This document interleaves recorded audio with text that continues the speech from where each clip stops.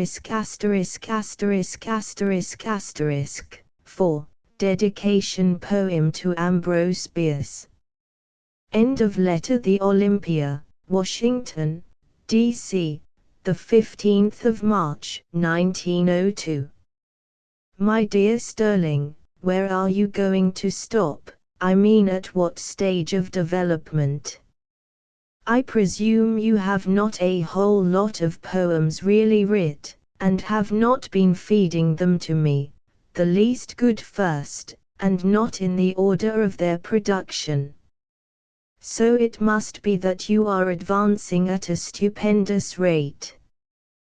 This last, 5, beats any and all that went before, or I am bewitched and befuddled. I dare not trust myself to say what I think of it. In manner it is great, but the greatness of the theme, that is beyond anything. It is a new field, the broadest yet discovered. To paraphrase Coleridge, you are the first that ever burst into that silent, unknown sea, a silent sea because no one else has burst into it in full song. True, there have been short incursions across the border, but only by way of episode. The tremendous phenomena of astronomy have never had adequate poetic treatment, their meaning adequate expression. You must make it your own domain. You shall be the poet of the skies, the prophet of the suns. Don't fiddle-faddle with such infinitesimal and tiresome trivialities as, for example, the immemorial squabbles of rich and poor on this mote in the sunbeam. Both classes, when you come to that, are about equally disgusting and unworthy. There's not a pin's moral difference between them. Let them cheat and pick pockets and cut throats to the satisfaction of their base instincts, but do thou regard them not.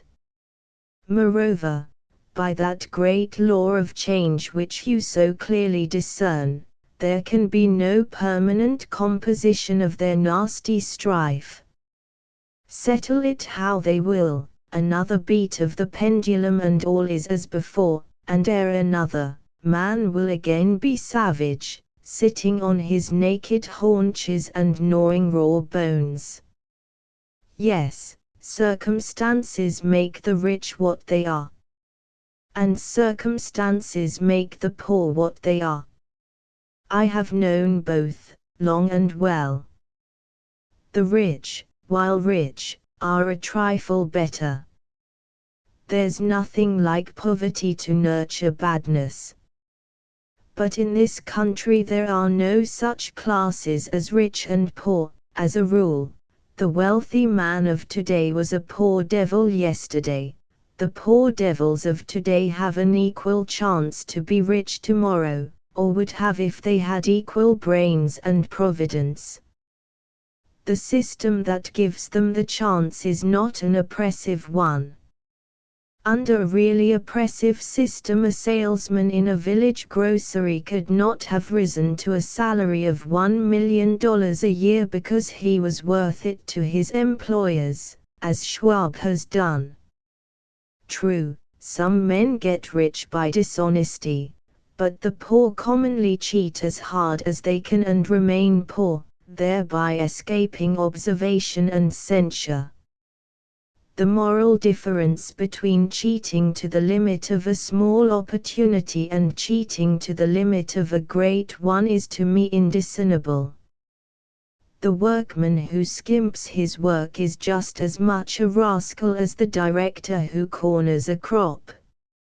As to socialism, I am something of a socialist myself. That is, I think that the principle, which has always coexisted with competition, each safeguarding the other, may be advantageously extended. But those who rail against the competitive system and think they suffer from it, really suffer from their own unthrift and incapacity. For the competent and provident it is an ideally perfect system. As the other fellows are not of those who effect permanent reforms, or reforms of any kind, pure socialism is the dream of a dream. But why do I write all this? One's opinions on such matters are unaffected by reason and instance, they are born of feeling and temperament. There is a socialist diathesis, as there is an anarchist diathesis. Could you teach a bulldog to retrieve, or a sheep to fetch and carry? Could you make a born artist comprehend a syllogism? As easily persuade a poet that black is not whatever color he loves. Somebody has defined poetry as glorious nonsense. It is not an altogether false definition, albeit I consider poetry the flower and fruit of speech and would rather write gloriously than sensibly. But if poets saw things as they are, they would write no more poetry. Nevertheless, I venture to ask you, can't you see in the prosperity of the strong and the adversity of the weak a part of that great beneficent law, the survival of the fittest? Don't you see that such evils as inhere in the competitive system are evils only to individuals, but blessings to the race by gradually weeding out the incompetent and their progeny? I've done, I faith. Be any kind of ist or that you will, but don't let it get into your ink. Nobody is calling you to deliver your land from error's chain. What we want of you is poetry, not politics. And if you care for fame, just have the goodness to consider if any champion of the poor has ever obtained it. From the earliest days down to Masaniello, Jack Cade and Eugene Debs, the leaders and prophets of the masses have been held unworthy. And with reason too, however much injustice is mixed in with the right of it. Eventually the most conscientious, popular and successful demagogue comes into a heritage of infamy. The most brilliant gifts cannot save him. That will be the fate of Edwin Markham if he does not come out o' that, and it will be the fate of George Sterling if he will not be warned. You think that the main product of that system, the competitive, is the love of money. What a case of the cart before the horse! The love of money is not the product, but the root, of the system, not the effect, but the cause. When one man desires to be better off than another, he competes with him. You can abolish the system when you can abolish the desire, when you can make man as nature did not make him, content to be as poor as the poorest. Do away with the desire to excel and you may set up your socialism at once. But what kind of a race of sloths and slugs will you have? But, bless me, I shall never have done if I say all that comes to me. Why, of course my remarks about **** were facetious, playful. She really is an anarchist, and her sympathies are with criminals, whom she considers the product of the laws, but, well, she inherited the diathesis and can no more help it than she can the color of her pretty eyes. But she is a child, and except in so far as her convictions make her impossible, they do not count. She would not hurt a fly, not even if, like the toad, it had a precious jewel in its head that it did not work for. But I am speaking of the **** that I knew. If I did not know that the anarchist leopard's spots will wash your words would make me think that she might have changed. It does not matter what women think, if thinking it may be called, and **** will never be other than lovable. Lest you have not a copy of the verses addressed to me, I enclose one that I made myself. Of course their publication could not be otherwise than pleasing to me if you care to do it. You need not fear the splendid weight expression, and so forth. There is nothing conceited in the poem. As it was addressed to me, I have not criticized it, I can't. And I guess it needs no criticism. I fear for the other 2/3 of this latest poem. If you descend from Arcturus to Earth, from your nebulae to your neighbors, from life to lives, from the measureless immensities of space to the petty passions of us poor insects, won't you incur the peril of anticlimax? I doubt if you can touch the human interest after those high themes without an awful tumble. I should be sorry to see the poem peter out or soak in. It would be as if Goethe had let his prologue in heaven expire in a coon song. You have reached the heights of dream all right, but how are you to stay there to the end? By the way, you must perfect yourself in astronomy, or rather get a general knowledge of it, which I fear you lack. Be sure about the pronunciation of astronomical names. I have read some of Jack London's work and think it clever. Of Whitaker I never before heard, I fear. If London wants to criticize your star poem, what's the objection? I should not think, though, from his eulogism of *******, that he is very critical. ******, where are you to place Browning? Among thinkers. In his younger days, when he wrote in English, he stood among the poets. I remember writing once, of the thinker, there's nothing more obscure than Browning except blacking. I'll stand to that. No, don't take the trouble to send me a copy of these verses, I expect to see them in a book pretty soon. Sincerely yours, Ambrose Bierce. 5.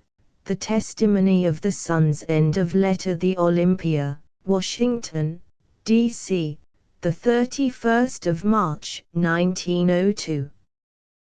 Dear Sterling, I am glad to know that you too have a good opinion of that poem. 6. One should know about one's own work. Most writers think their work good, but good writers know it. Pardon me if I underrated your astronomical knowledge. My belief was based on your use of those names. I never met with the spelling Betelgeuse, and even if it is correct and picturesque, I'd not use it if I were you, for it does not quite speak itself, and you can't afford to jolt the reader's attention from your thought to a matter of pronunciation. In my student days we, I am sure, were taught to say Procyon. I don't think I've heard it pronounced since, and I've no authority at hand. If you are satisfied with Procyon, I suppose it is that. But your pronunciation was Aldebaran, or your meter very crazy indeed. I asked, with an interrogation point, if it were not Aldebaran, and I think it is. Faux out I don't know about, I thought it French and masculine. In that case it would, I suppose, be ho not hurt. Don't cut out that stanza, even if Klim doesn't seem to me to have anything to do with duration. The stanza is good enough to stand a blemish. Ye stand rebuked by sons who claim, I was wrong in substituting that for who, not observing that it would make it ambiguous. I merely yielded to a favorite impulse, to say that instead of who, and did not count the cost. Don't cut out any stanza, if you can't perfect them, let them go imperfect. Without or genesis or end. Devoid of birth, devoid of end.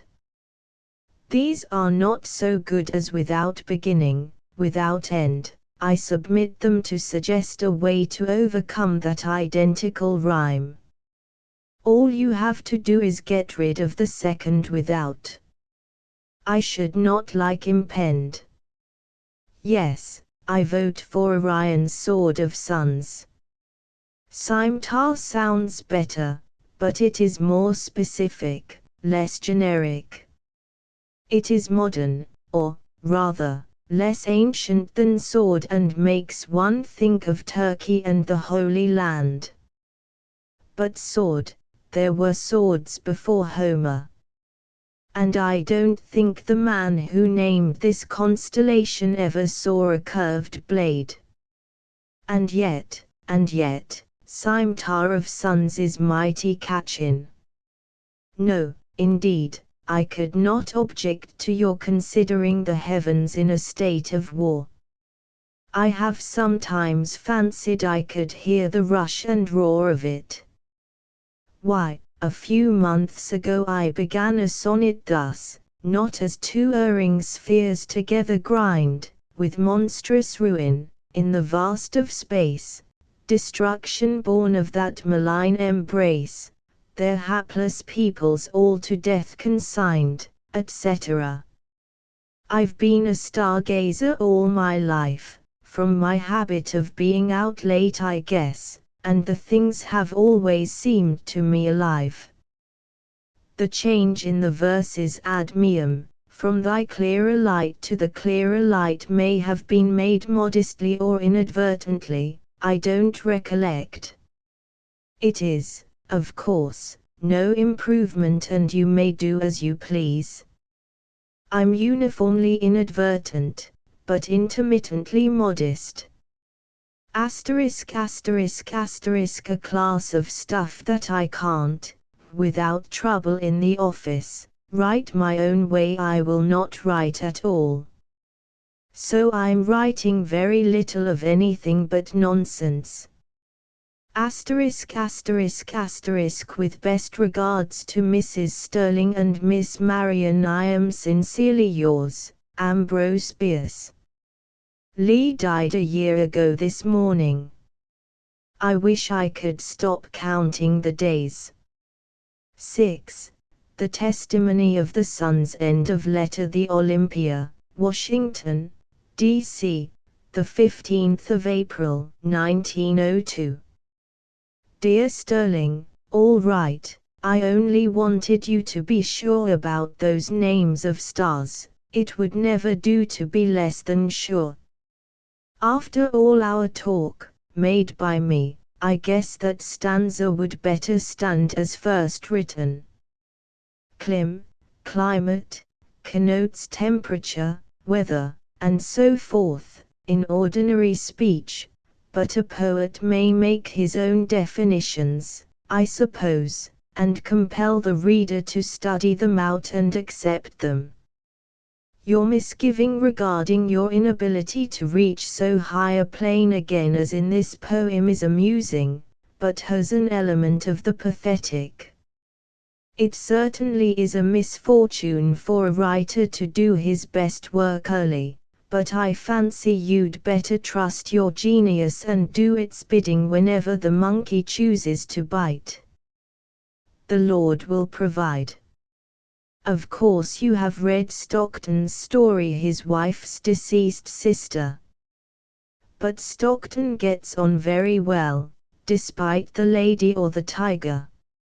I've a notion that you'll find other tragedies among the stars if Earth doesn't supply you with high enough themes. Will I write a preface for the book? Why, yes, if you think me competent.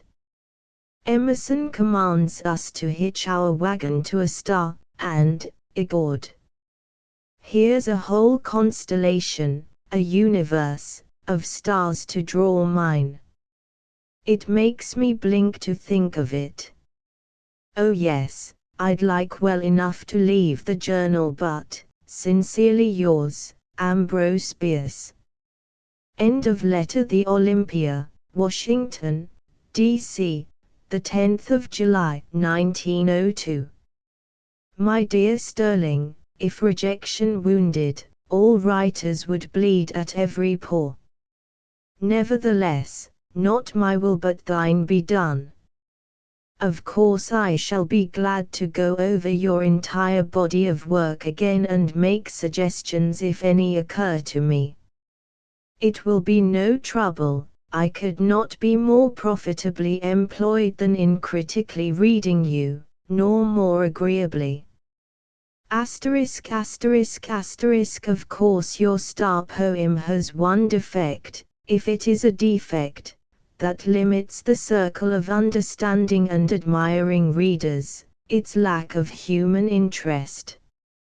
We human insects, as a rule, care for nothing but ourselves, and think that is best, which most closely touches such emotions and sentiments as grow out of our relations, the one with another.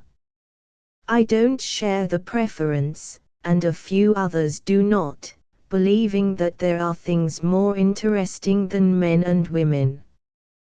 The heavens, for example. But who knows, or cares anything about them, even knows the name of a single constellation? Hardly anyone but the professional astronomers, and there are not enough of them to buy your books and give you fame. I should be sorry not to have that poem published, sorry if you did not write more of the kind. But while it may impress and dazzle the many, it will not win them. They want you to finger their heartstrings and pull the cord that works their arms and legs. So you must finger and pull, too. The Chateau Yquem came all right, and is good. Thank you for it, albeit I'm sorry you feel that you must do things like that. It is very conventional and, I fear, proper. However, I remember that you used to do so when you could not by any stretch of imagination have felt that you were under an obligation. So I guess it is all right, just your way of reminding me of the old days.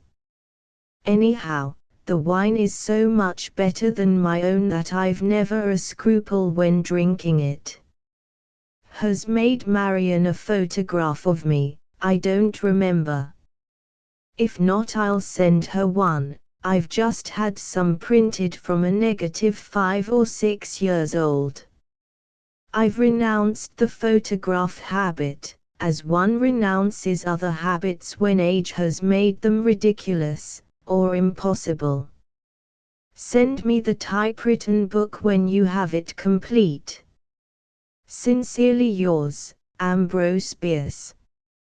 End of letter. Washington, the 19th of August, 1902. My dear Sterling, I suppose you are in Seattle, but this letter will keep till your return.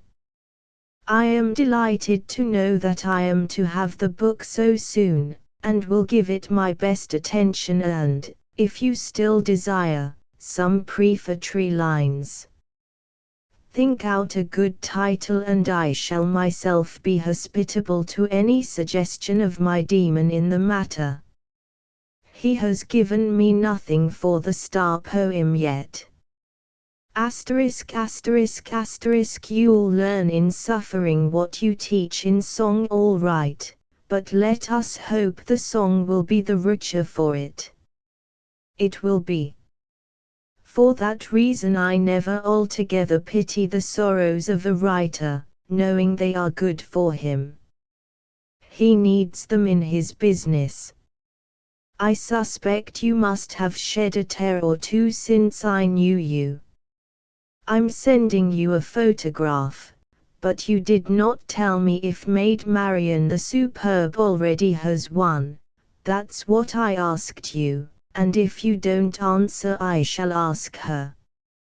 Asterisk asterisk asterisk yes, I am fairly well, and, though not happy, content. But I'm dreadfully sorry about Peterson. Sincerely yours, Ambrose Bierce. I am about to break up my present establishment and don't know where my next will be. Better address me Care NY American and Journal Bureau, Washington, D.C. You see, I'm still chained to the oar of yellow journalism, but it is a rather light servitude. End of letter. Address me at 1321 Yale Street, Washington, D.C., the 20th of December, 1902.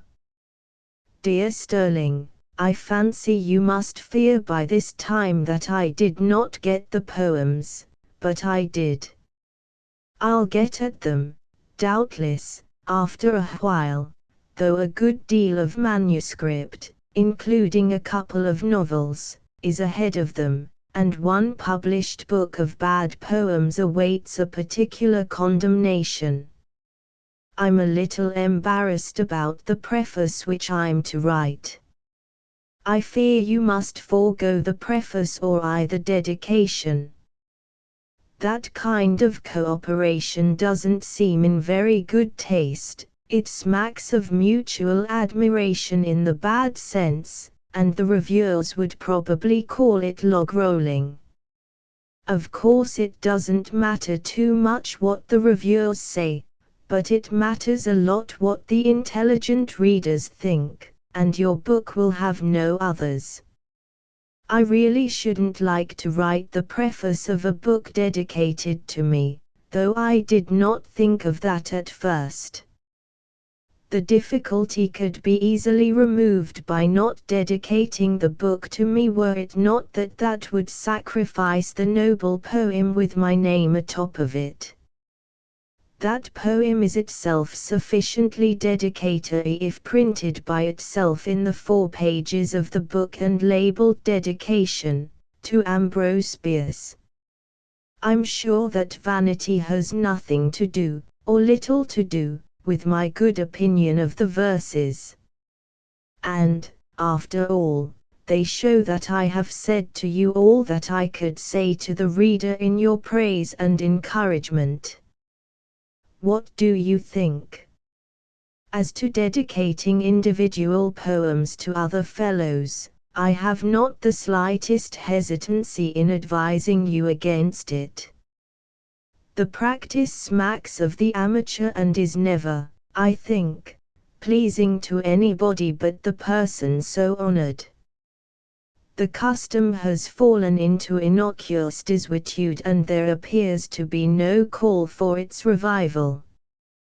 Pay off your obligations, if such there be, otherwise.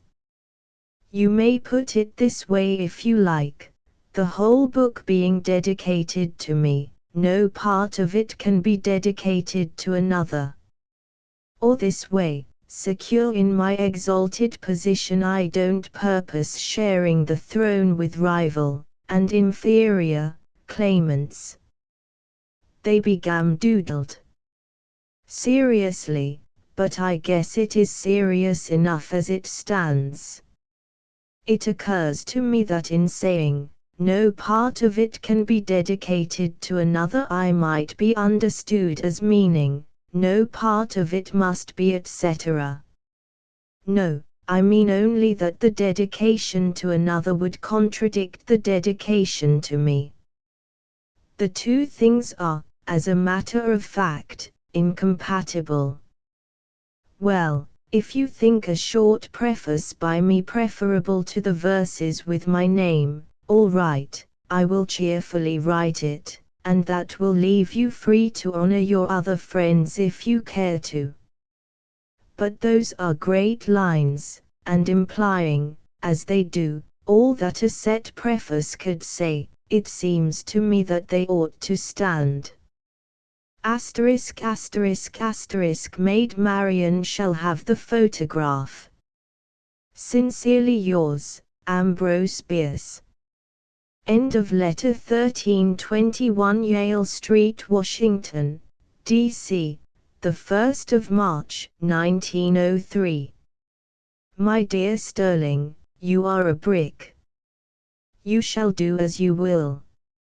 My chief reluctance is that if it become known, or when it becomes known, there may ensue a suspicion of my honesty in praising you and your book, for critics and readers are not likely to look into the matter of dates. For your sake I should be sorry to have it thought that my commendation was only a log-rolling incident. For myself, I should care nothing about it. This eel is accustomed to skinning. It is not the least pleasing of my reflections that my friends have always liked my work, or me, well enough to want to publish my books at their own expense. Everything that I have written could go to the public that way if I would consent. In the 2 instances in which I did consent they got their money back all right, and I do not doubt that it will be so in this. For if I did not think there was at least a little profit in a book of mine I should not offer it to a publisher. Shapes of Clay ought to be published in California, and it would have been long ago if I had not been so lazy and so indisposed to dicker with the publishers. Properly advertised, which no book of mine ever has been, it should sell there if nowhere else. Why, then, do I not put up the money? Well, for one reason, I've none to put up. Do you care for the other reasons? But I must make this a condition. If there is a loss, I am to bear it. To that end I shall expect an exact accounting from your Mr. Wood, and the percentage that Skiff purposes having him pay to me is to go to you. The copyright is to be mine, but nothing else until you are entirely recouped. But all this I will arrange with Skiff, who, I take it, is to attend to the business end of the matter, with, of course, your assent to the arrangements that he makes. I shall write Skiff today to go ahead and make his contract with Mr. Wood on these lines. Skiff appears not to know who the angel in the case is, and he need not, unless, or until, you want him to. I've a pretty letter from Maid Marian in acknowledgment of the photograph. I shall send one to Mrs. Sterling at once, in the sure and certain hope of getting another. It is good of her to remember my existence, considering that your scoundrelly monopoly of her permitted us to meet so seldom. I go in for a heavy tax on married men who live with their wives. She holds no truce with death or peace means that with one of them she holds no truce, nor makes it mean that she holds no truce with either. The misuse of or, its use to mean nor, is nearly everybody's upsetting sin. So common is it that nor instead usually sounds harsh. I omitted the verses on Puck not because Bunner is dead, but because his work is dead too, and the verses appear to lack intrinsic merit to stand alone. I shall perhaps omit a few more when I get the proofs. I wish you could see the bushels I've left out already, and add a few serious ones. I'm glad no end that you and Skiff have met. I'm fond of the boy and he likes me, I think. He too has a book of verses on the ways, and I hope for it a successful launching. I've been through it all, some of it is great in the matter of thews and brawn, some fine. Pardon the typewriter, I wanted a copy of this letter. Sincerely yours, Ambrose Bierce. End of letter. The New York American Bureau, Washington, D.C., the 13th of June, 1903. Dear Sterling, it is good to hear from you again and to know that the book is so nearly complete as to be in the hands of the publishers. I dare say they will not have it, and you'll have to get it out at your own expense. When it comes to that, I shall hope to be of service to you, as you have been to me. So you like Skiff? Yes, he is a good boy and a good friend.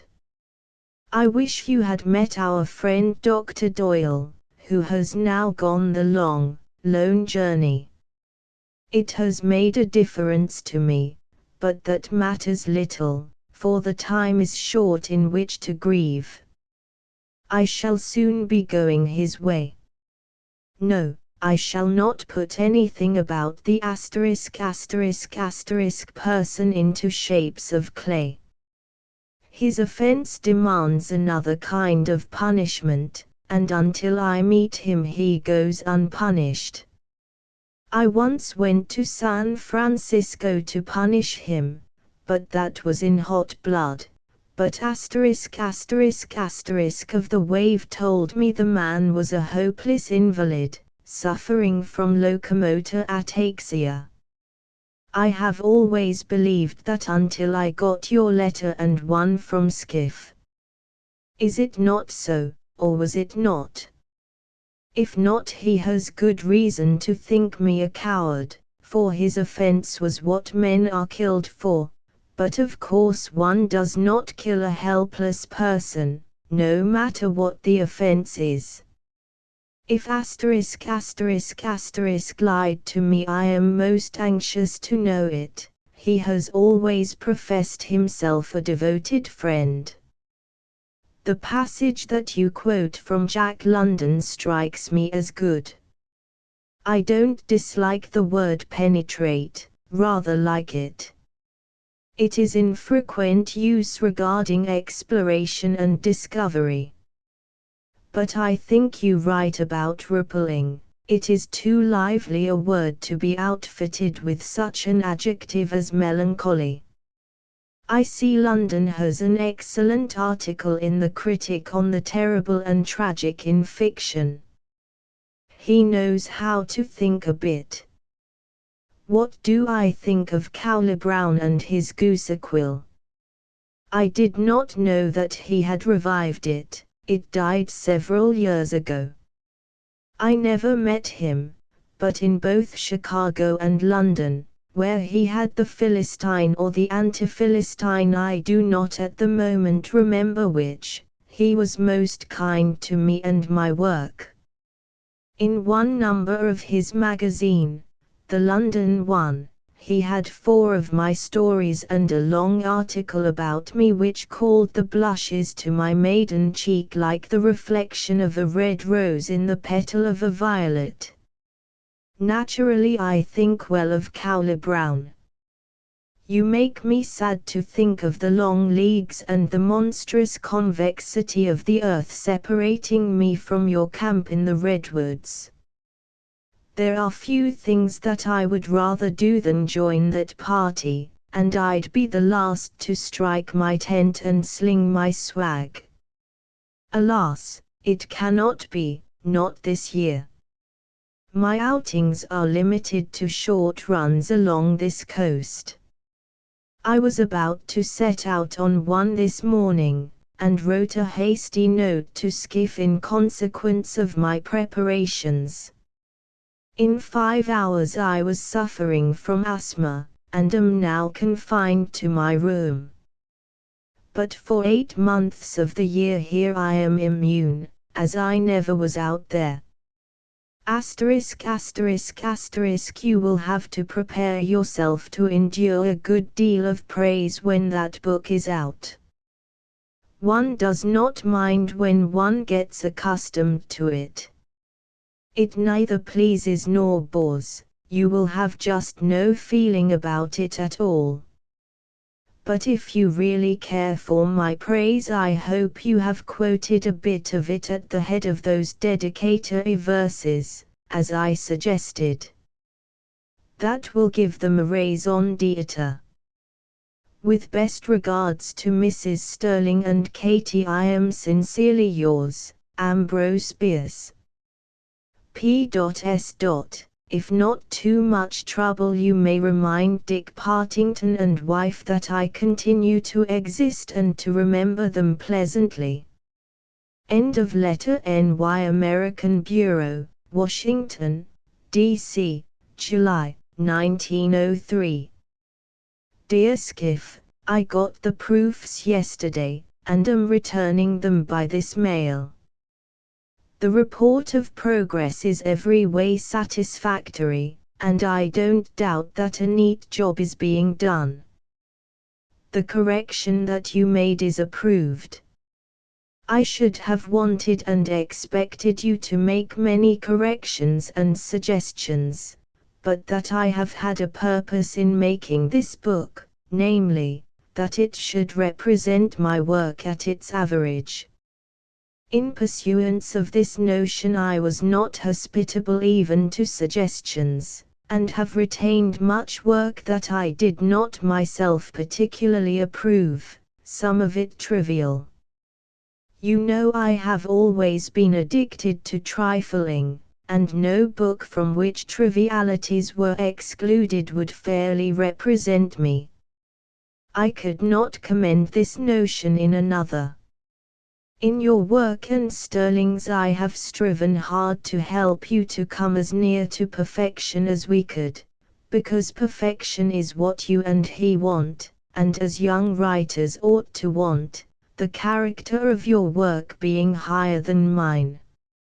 I reached my literary level long ago, and seeing that it is not a high one, there would seem to be a certain affectation, even a certain dishonesty, in making it seem higher than it is by republication of my best only. Of course I have not carried out this plan so consistently as to make the book dull. I had to draw the line at that.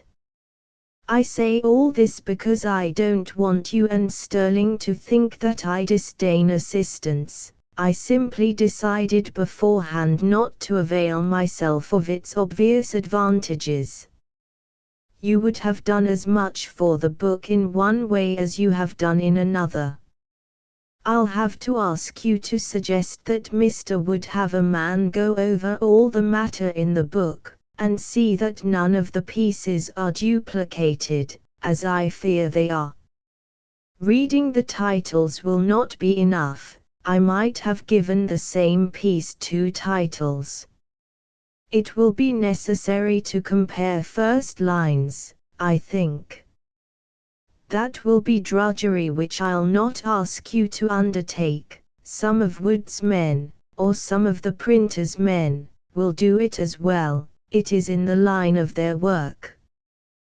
The Désiré is the most earnest and sincere of religious poems. My travesty of it is mere solemn fooling, which fact is given away in the prose introduction, where I speak of my version being of possible service in the church.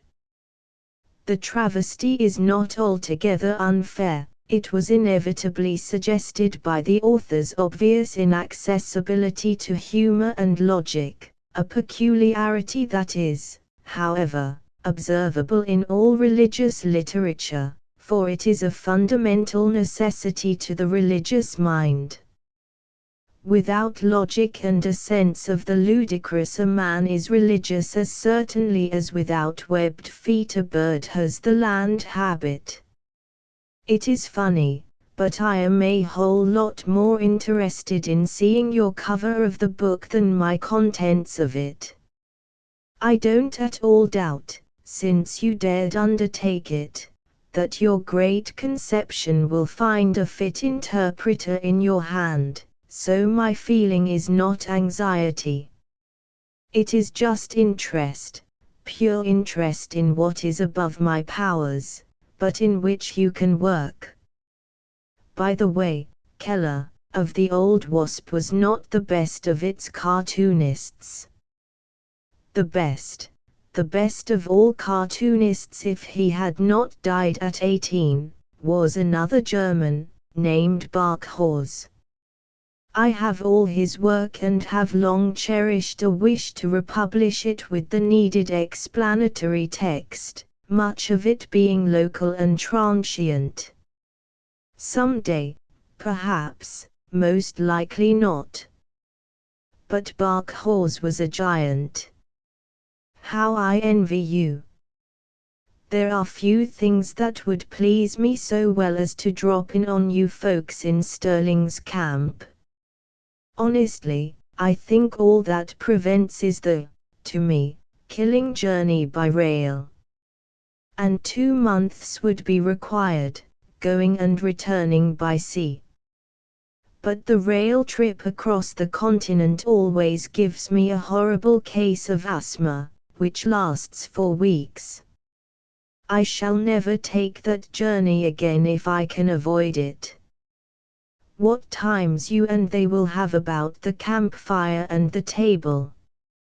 I feel like an exile, though I fear I don't look and act the part. I did not make the little excursion I was about to take when I wrote you recently.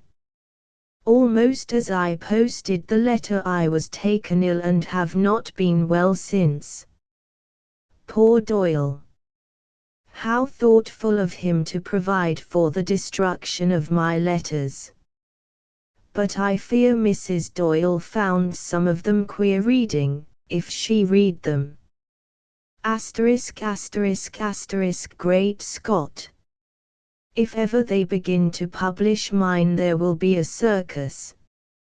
For of course the women will be the chief sinners, and, well, they have material a-plenty, they can make many volumes, and your poor dead friend will have so bad a reputation that you'll swear you never knew him.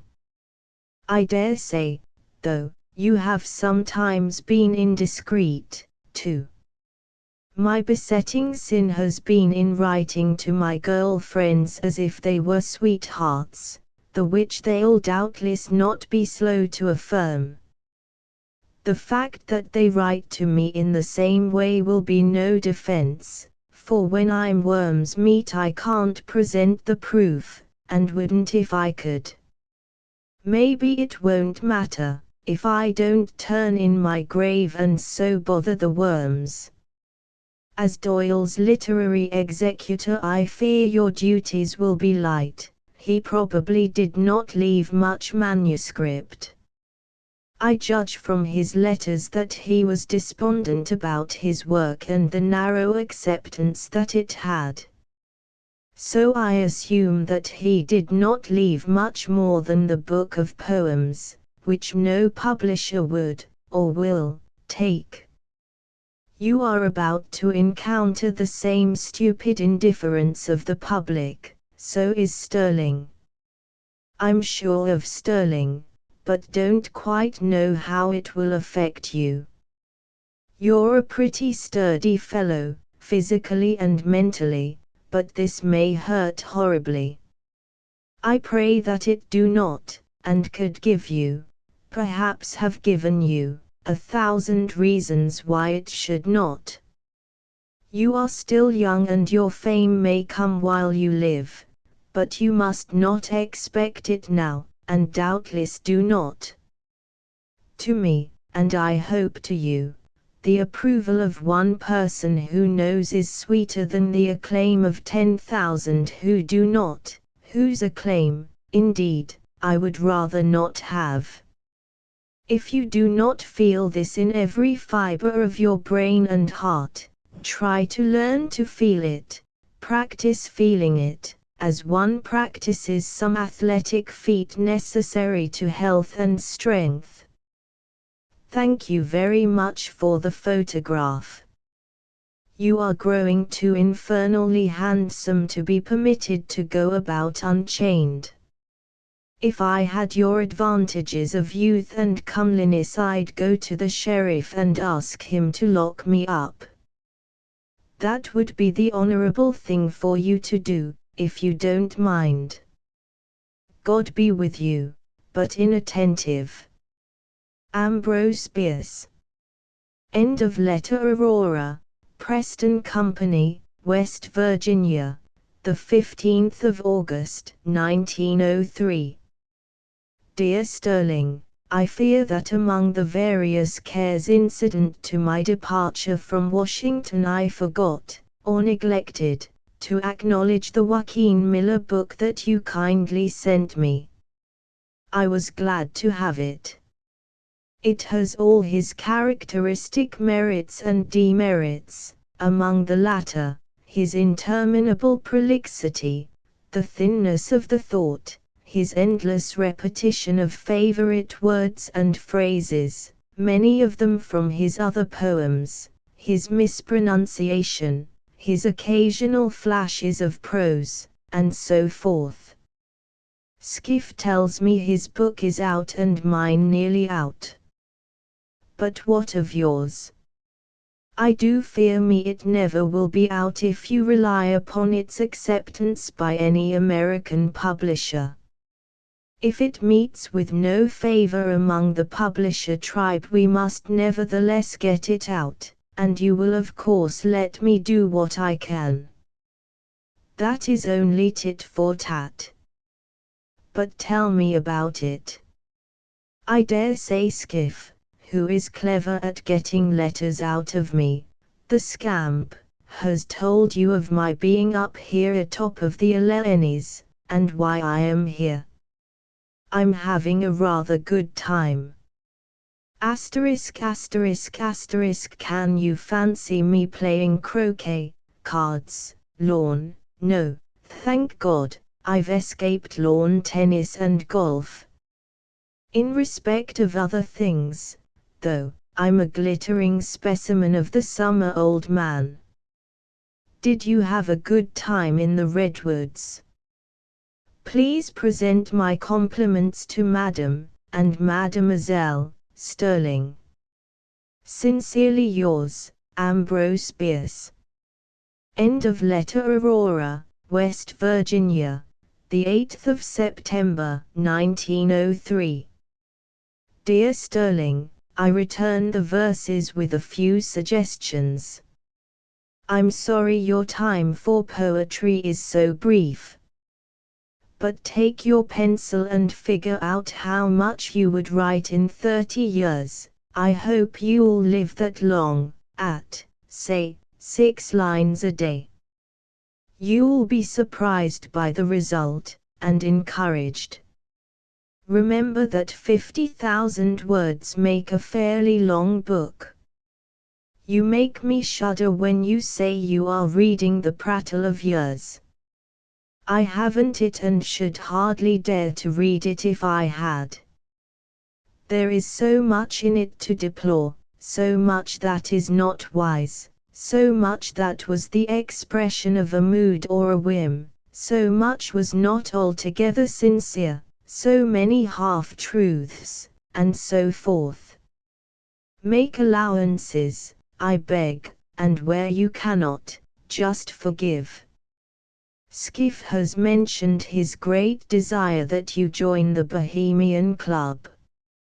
I know he wants me to advise you to do so. So I'm between two fires and would rather not advise at all.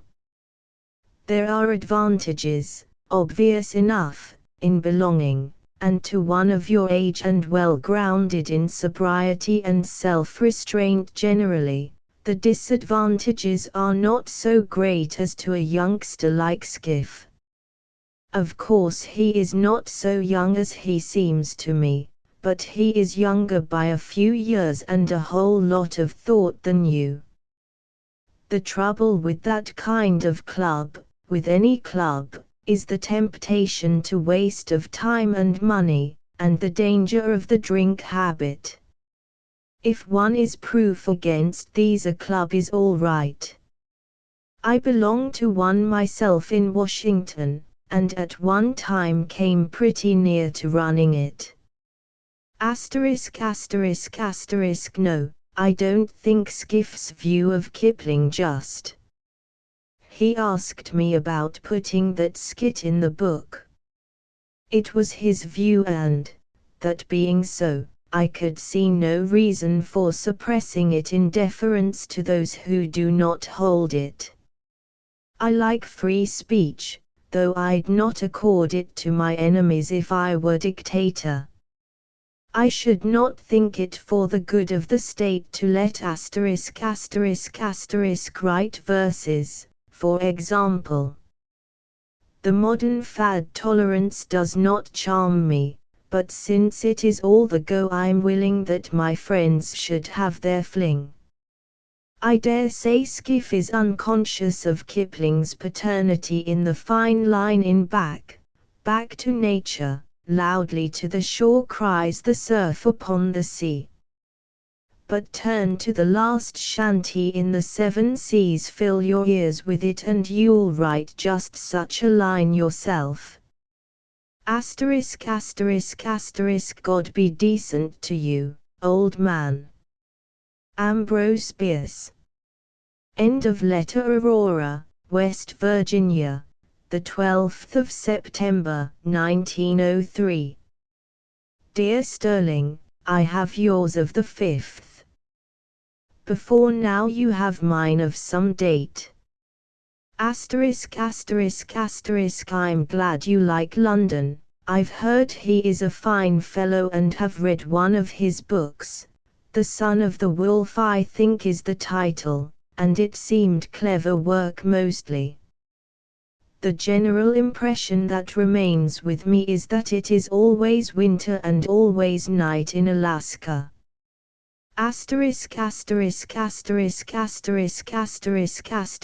will probably be glad to sell his scrapbook later, to get bread. He can't make a living out of the labor unions alone. I wish he were not a demgiju and would not, as poor Doyle put it, go a-whoring after their muse. When he returns to truth and poetry I'll receive him back into favor, and he may kick me if he wants to. No, I can't tell you how to get prattle. If I could I'd not be without it myself. You ask me when I began it in the Examiner. Soon after Hearst got the paper. I don't know the date. They can tell you at the office and will show you the bound volumes. I have the bound volumes of the Argonaut and Wasp during the years when I was connected with them, but my work in the Examiner, and previously in the Newsletter and the London Fun and Figaro and other papers, I kept only in a haphazard and imperfect way. I don't recollect giving Skiff any epigram on women or anything else. So I can't send it to you. I amuse myself occasionally with that sort of thing in the Journal, American, and suppose Hearst's other papers copy them, but the environment is uncongenial and uninspiring. Do I think extracts from prattle would sell? I don't think anything of mine will sell. I could make a dozen books of the stuff that I have saved up, have a few ready for publication now, but all is vanity so far as profitable publication is concerned. Publishers want nothing from me but novels, and I'll die first. Who is ******, and why? It is good of London to defend me against him. I fancy all you fellows have a plenty of defending me to do, though truly it is hardly worthwhile. All my life I have been hated and slandered by all manner of persons except good and intelligent ones, and I don't greatly mind.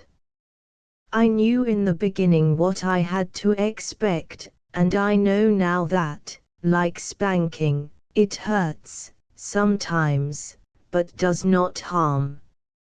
And the same malevolence that has surrounded my life will surround my memory if I am remembered. Just run over in your mind the names of men who have told the truth about their unworthy fellows and about human nature as it was given them to see it. They are the bogeymen of history.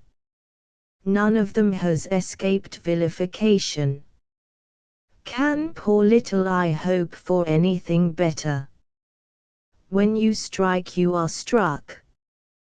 The world is a skunk, but it has rights, among them that of retaliation. Yes, you deceive yourself if you think the little fellows of letters like you, or rather if you think they will like you when they know how big you are. They will lie awake nights to invent new lies about you and new means of spreading them without detection. But you have your revenge. In a few years they'll all be dead, just the same as if you had killed them. Better yet, you'll be dead yourself. So, you have my entire philosophy in 2 words, nothing matters. Reverting to Skiff. What he has to fear, if he cares, is not incompetent criticism, but public indifference. That does not bite, but poets are an ambitious folk and like the limelight and the center of the stage. Maybe Skiff is different, as I know you are. Try to make him so if he isn't. Asterisk asterisk asterisk wise poets write for one another. If the public happens to take notice, well and good. Sometimes it does, and then the wise poet would a blacksmith be. But this screed is becoming an essay. Please give my love to all good Sterlings, those by birth and those by marriage. Asterisk asterisk asterisk my friends have returned to Washington, and I'm having great times climbing peaks, they are knobs, and exploring gulches and canyons, for which these people have no names, poor things. My dreamland is still unrevisited. They found a Confederate soldier over there the other day, with his rifle alongside. I'm going over to beg his pardon. Ever yours, Ambrose Bierce.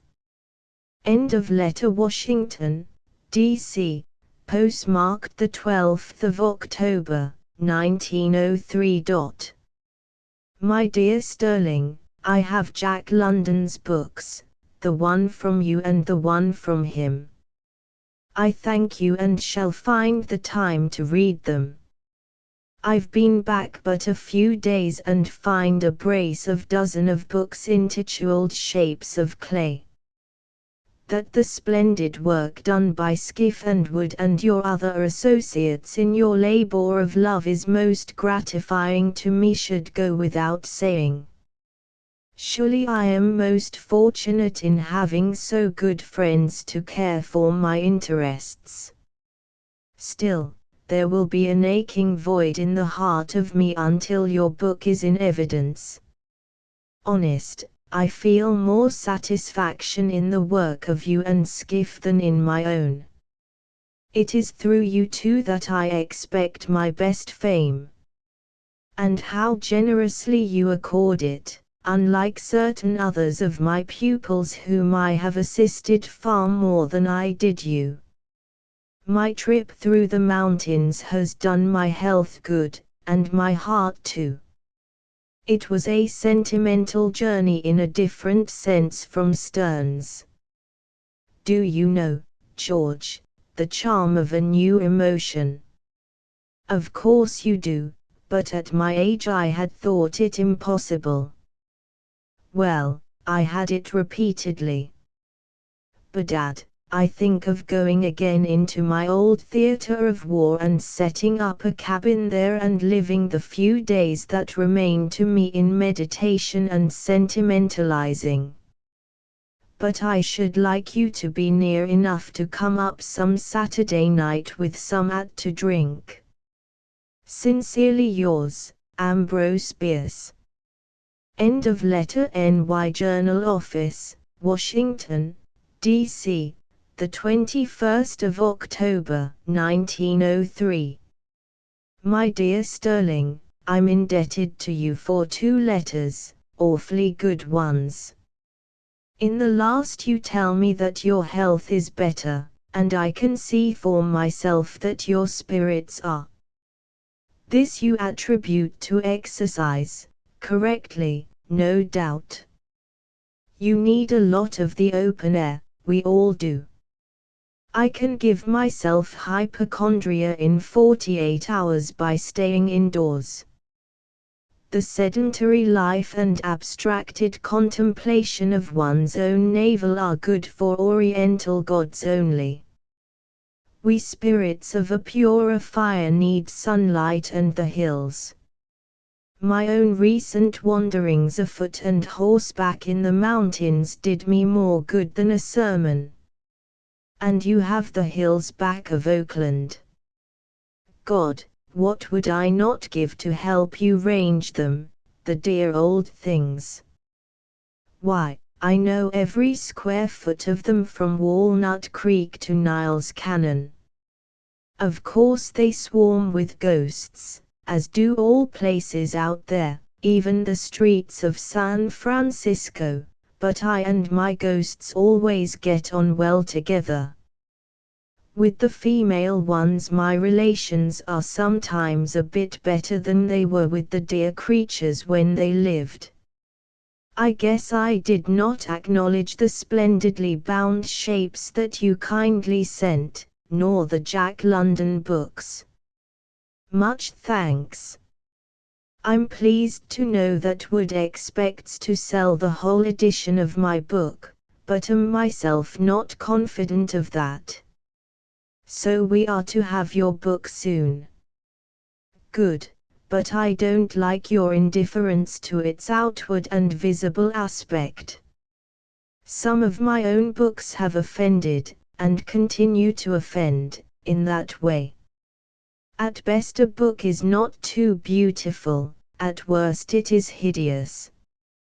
Be advised a bit by Skiff in this matter. His taste seems to me admirable and I'm well pleased by his work on the shapes, even his covers, which I'm sorry to learn do not please Wood, appear to me excellent.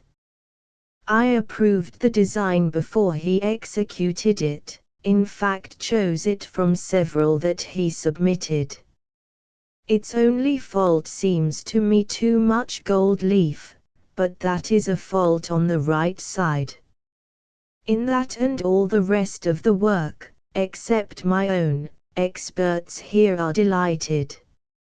I gave him an absolutely free hand and am glad I did.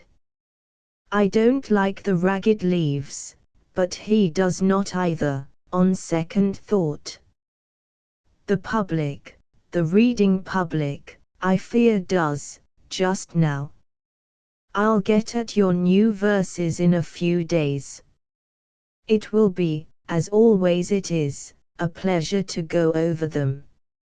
About prattle. I should think you might get help in that matter from Oscar T. Skok, 2916 Laguna Street. He used to suffer from prattle a good deal, but is very friendly, and the obtaining it would be in the line of his present business. How did you happen to hit on Markham's greatest 2 lines, but I need not ask that, from the Wharf of Dreams? Well, I wish I could think that those lines of mine in Geotheos were worthy to be mentioned with Keats' magic casements and Coleridge's woman wailing for her demon lover. But I don't think any lines of anybody are. I laugh at myself to remember that Geotheos, never before in print I believe, was written for E.L.G. Steele to read before a young ladies' seminary somewhere in the Cow Counties. Like a man of sense, he didn't read it. I don't share your regret that I have not devoted myself to serious poetry. I don't think of myself as a poet, but as a satirist, so I'm entitled to credit for what little gold there may be in the mud I throw. But if I professed gold throwing, the mud which I should surely mix with the missiles would count against me. Besides, I've a preference for being the first man in a village, rather than the second man in Rome. Poetry is a ladder on which there is now no room at the top, unless you and Skiff throw down some of the chaps occupying the upper rung. It looks as if you might, but I could not. When old Homer, Shakespeare and that crowd, building better than Ozymandias, say, "Look on my works, ye mighty, and despair," I, considering myself specially addressed, despair. The challenge of the wits does not alarm me. Asterisk asterisk asterisk as to your problems in grammar. If you say, there is no hope or fear, you say that one of them does not exist. In saying, there is no hope nor fear, you say that both do not exist, which is what you mean. Not to weary you, I shall say that I fetched the book from his cabin. Whether that is preferable to I will say depends on just what is meant, both are grammatical. The shall merely indicates an intention to say, the will implies a certain shade of concession in saying it. It is no trouble to answer such questions, nor to do anything else to please you. I only hope I make it clear. I don't know if all my journal work gets into the Examiner, for I don't see all the issues of either paper. I'm not writing much anyhow. They don't seem to want much from me, and their weekly check is about all that I want from them. Asterisk asterisk asterisk no, I don't know any better poem of Kipling than The Last Shanty. Did you see what stuff of his Professor Harry Thurston Peck, the Hearst Outfit's special literary censor, chose for a particular commendation the other day? Yet Peck is a scholar, a professor of Latin and a writer of merited distinction. Excepting the ability to write poetry, the ability to understand it is, I think, the rarest of intellectual gifts.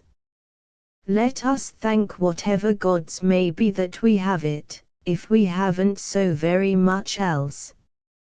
I've a lovely birch stick seasoning for you, cut it up in the Alleghenies. Asterisk asterisk asterisk sincerely yours, Ambrose Bierce. End of letter. Washington, D.C., the 29th of October, 1903. Dear George, I return the verses, with apology for tardiness. I've been full up with cares. Asterisk asterisk asterisk I would not change religion to dogma, if I were you, for all the pious monks of Saint Bernard. Once you begin to make concessions to the feelings of this person, or that there is no place to stop, and you may as well hang up the lyre. Besides, dogma does not seek, it just impudently declares something to have been found. However, it is a small matter, nothing can destroy the excellence of the verses. I only want to warn you against yielding to a temptation which will assail you all your life, the temptation to edit your thought for somebody whom it may pain. Be true to truth and let all stand from under. Yes, I think the quatrain that you wrote in Colonel Ng's book good enough to go in your own. but I'd keep discerning instead of substituting revering. In art, discernment carries reverence. Of course I expect to say something of Skiff's book, but in no paper with which I have a present connection can I regularly review it. Hirst's papers would give it incomparably the widest publicity, but they don't want reviews from me. They have Millard, who has already reviewed it, right well too, and Professor Peck, who possibly might review it if it were sent to him. Professor Harry Thurston Peck, care of the American New York City. Mention it to Skiff. I'm trying to find out what I can do. I'm greatly pleased to observe your ability to estimate the relative value of your own poems, a rare faculty. To imagination is, I think, the best of all your short ones. I'm impatient for the book. It, too, I shall hope to write something about. Sincerely yours, Ambrose Bierce. End of letter. Navarre Hotel and Importation Company, 7th Avenue and 38th Street, New York, the 26th of December, 1903. Dear George, 1,000 cares have prevented my writing to you, and Skiff. And this is to be a busy day. But I want to say that I've not been unmindful of your kindness in sending the book, which has hardly left my pocket since I got it. And I've read nothing in it more than once, excepting the testimony. That I've studied, line by line, and precept by precept, finding in it always something rich and strange. It is greater than I knew, it is the greatest ever. I'm saying a few words about it in tomorrow's American. Would that I had a better place for what I say and more freedom of saying. But they don't want, and won't have, book reviews from me, probably because I will not undertake to assist their advertising publishers. So I have to disguise my remarks and work up to them as parts of another topic. In this case I have availed myself of my favorite horrible example, Jim Riley, who ought to be proud to be mentioned on the same page with you. After all, the remarks may not appear. I have the littlest editor that ever blue-penciled whatever he thought particularly dear to the writer. I'm here for only a few days, I hope. I want to say that you seem to me greatest when you have the greatest subject, not flowers, women and all that, but something above the flower and women belt, something that you see from altitudes from which they are unseen and unsmelled. Your poetry is incomparable with that of our other poets, but your thought, philosophy, that is greater yet. But I'm writing this at a desk in the reading room of a hotel. When I get home I'll write you again. I'm concerned about your health, of which I get bad reports. Can't you go to the mesas of New Mexico and round up cattle for a year or two, or do anything that will permit, or compel, you to sleep out of doors under your favorite stars, something that will not permit you to enter a house for even 10 minutes? You say no. Well, someday you'll have to, when it is too late, like Peterson, my friend Charlie Kaufman and so many others, who might be living if they had gone into that country in time and been willing to make the sacrifice when it would have done good. You can go now as well as then, and if now you'll come back well, if then, you'll not only sacrifice your salary, prospects and so forth, but lose your life as well. I know that kind of life would cure you. I've talked with dozens of men whom it did cure. You'll die of consumption if you don't. 20-odd years ago I was writing articles on the out-of-doors treatment for consumption.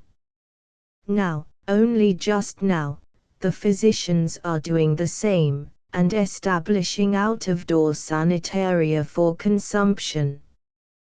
You'll say you haven't consumption. I don't say that you have. But you will have if you listen to yourself saying, I can't do it. Pardon me, my friend, for this rough advice as to your personal affairs. I am greatly concerned about you. Your life is precious to me and to the world. Sincerely yours, Ambrose Bierce. End of letter. Washington, D.C., the 8th of January, 1904. My dear George, thank you so much for the books and the inscription, which, as do all other words of praise, affects me with a sad sense of my shortcomings as writer and man. Things of that kind from two partial friends point out to me with a disquieting significance what I ought to be, and the contrast with what I am hurts. Maybe you feel enough that way sometimes to understand. You are still young enough to profit by the pain. My character is made, my opportunities are gone. But it does not greatly matter, nothing does. I have some little testimony from you and Skiff and others that I have not lived altogether in vain, and I know that I have greater satisfaction in my slight connection with your and their work than in my own. Also a better claim to the attention and consideration of my fellow men. Never mind about the slow sale of my book, I did not expect it to be otherwise, and my only regret grows out of the fear that someone may lose money by the venture. It is not to be you.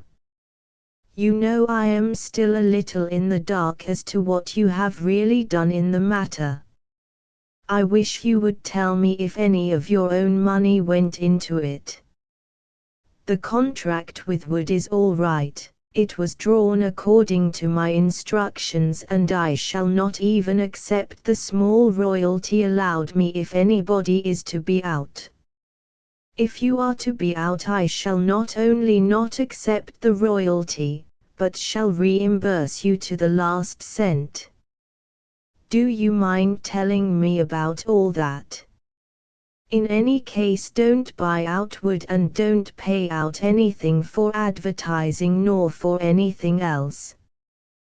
The silence of the reviewers does not trouble me, any more than it would you.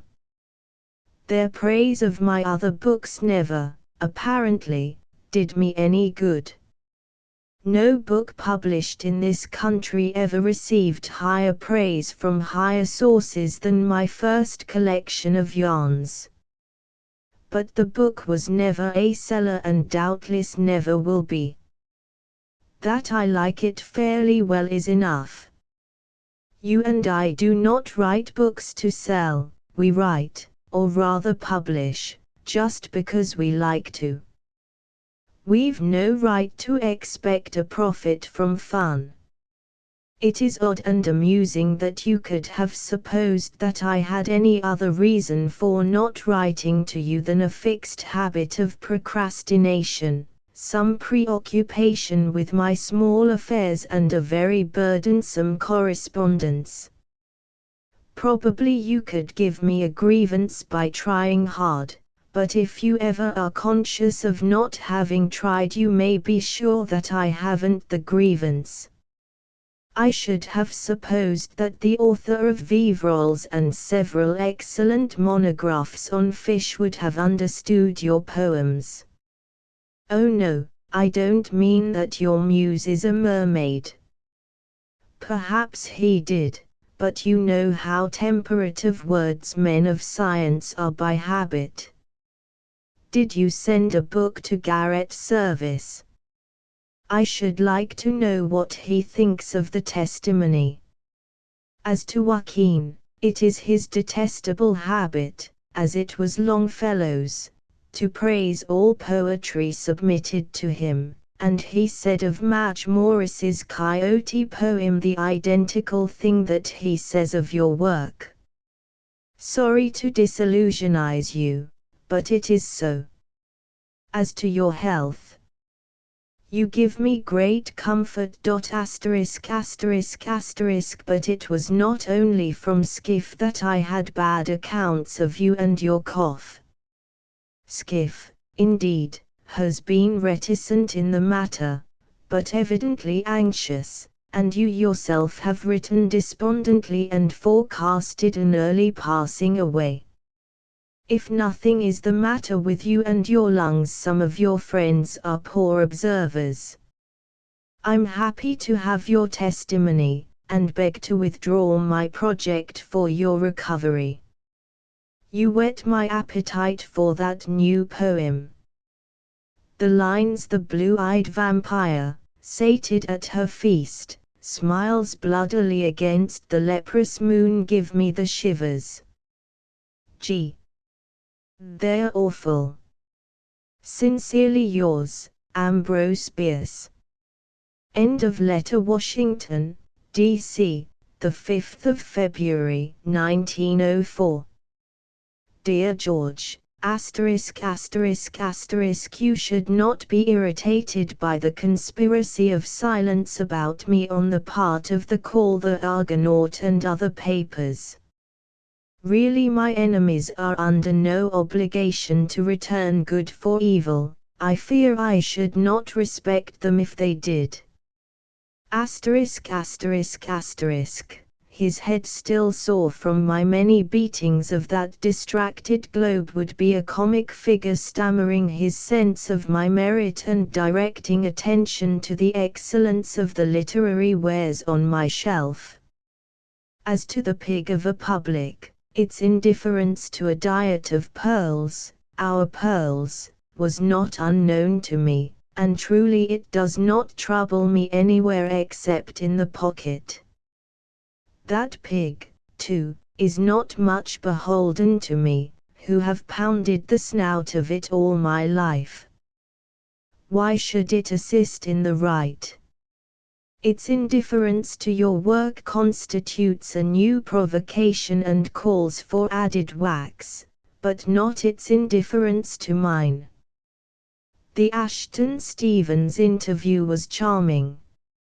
His finding you and Skiff together seems too idyllic to be true. I thought it a fake. He put in quite enough, too much, about me. As to Joaquin's hack at me, why, that was magnanimity itself in one who, like most of us, does not offset blame against praise, subtract the latter from the former and find matter for thanks in the remainder. You know what fools we mortals be. Criticism that is not all honey is all vinegar.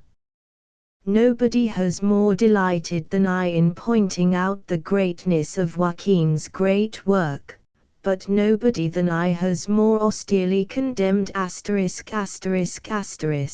his vanity and the general humbuggery that makes his prose so insupportable. Joaquin is a good fellow, all the same, and you should not demand of him impossible virtues and a reach of reasonableness that is alien to him. I have the books you kindly sent and have planted 2 or 3 in what I think fertile soil, which I hope will produce a small crop of appreciation. And the poem, 7. I hardly know how to speak of it. No poem in English of equal length has so bewildering a wealth of imagination. Not Spencer himself has flung such a profusion of jewels into so small a casket. Why, man, it takes away the breath. I've read and reread, read it for the expression and read it for the thought. Always when I speak of the thought in your work I mean the meaning, which is another thing, and I shall read it many times more. And pretty soon I'll get at it with my red ink and see if I can suggest anything worth your attention. I fear not. Sincerely yours, Ambrose Bierce. 7. A Wine of Wizardry. End of letter. New York American Office, Washington, D.C., the 29th of February, 1904. Dear George, I wrote you yesterday. Since then I have been rereading your letter. I wish you would not say so much about what I have done for you, and how much it was worth to you, and all that. I should be sorry to think that I did not do a little for you. I tried to. But, my boy, you should know that I don't keep that kind of service on sale. Moreover, I'm amply repaid by what you have done for me, I mean with your pen. Do you suppose I do not value such things? Does it seem reasonable to think me unpleasured by those magnificent dedicatory verses in your book? Is it nothing to me to be called master by such as you? Is my nature so cold that I have no pride in such a pupil? There is no obligation in the matter, certainly none that can be suffered to satisfy itself out of your pocket. You greatly overestimate the sums I spend in charity. I sometimes help some poor devil of an unfortunate over the rough places, but not to the extent that you seem to suppose. I couldn't, I've too many regular, constant, legitimate demands on me. Those, mostly, are what keep me poor.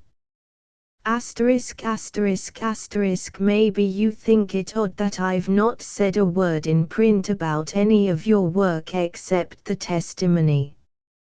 It is not that I don't appreciate the minor poems, I do.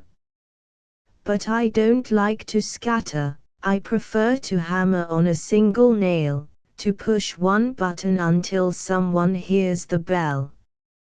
When the wine is published I'll have another poem that is not only great, but striking, notable, to work on. However good, or even great, a short poem with such a title as Posy Music to a Lily, a White Rose and so forth, cannot be got into public attention.